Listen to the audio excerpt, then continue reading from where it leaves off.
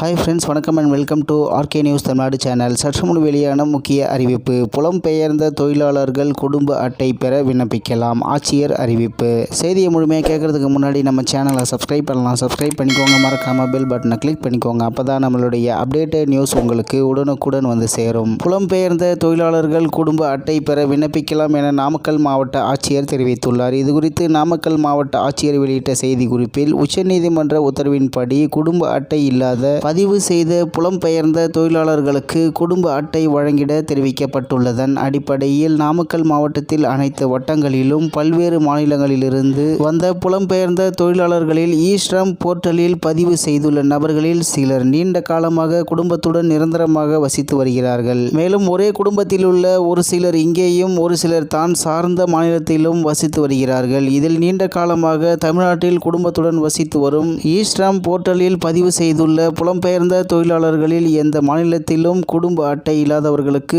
தகுதியின் அடிப்படையில் குடும்ப அட்டை வழங்கிடவும், தற்காலிகமாக பணிபுரிந்து கொண்டிருப்பவர்களுக்கு அவர்களது விவரங்களை முழுமையாக பெற்று அவர்களுக்கு குடும்ப அட்டை வழங்கிட அவர் சார்ந்த மாநிலத்திற்கு அனுப்பி வைக்கவும் தெரிவிக்கப்பட்டுள்ளது. எனவே இ-ஸ்ரம் போர்ட்டலில் பதிவு செய்துள்ள புலம்பெயர்ந்த தொழிலாளர்களில் நீண்ட காலமாக தமிழ்நாட்டில் வசித்து வருபவர்களும் தற்காலிகமாக தமிழ்நாட்டில் வசித்து வருபவர்களும் உரிய படிவத்தினை பூர்த்தி செய்து தொடர்புடைய வட்டாட்சியர் அலுவலகங்களில் இயங்கி வரும் வட்ட வழங்கல் அலுவலகங்களில் வட்ட வழங்கல் அலுவலரிடம் சமர்ப்பிக்க வேண்டும் என தெரிவிக்கப்பட்டுள்ளது. இந்நிலையில் உச்சநீதிமன்ற உத்தரவின்படி குடும்ப அட்டை இல்லாத பதிவு செய்த புலம்பெயர்ந்த தொழிலாளர்களுக்கு குடும்ப அட்டை வழங்கிட தெரிவிக்கப்பட்டுள்ளதன் அடிப்படையில் தமிழ்நாட்டில் வசித்து வருபவர்களும் உரிய படிவத்தினை பூர்த்தி செய்து தொடர்புடைய வட்டாட்சியர் அலுவலகங்களில் இயங்கி வரும் வட்ட வழங்கல் அலுவலகங்களில் வட்ட வழங்கல் அலுவலரிடம் சமர்ப்பிக்க வேண்டும் என தெரிவிக்கப்பட்டுள்ளது என்று தகவல் வெளியாகியுள்ளது.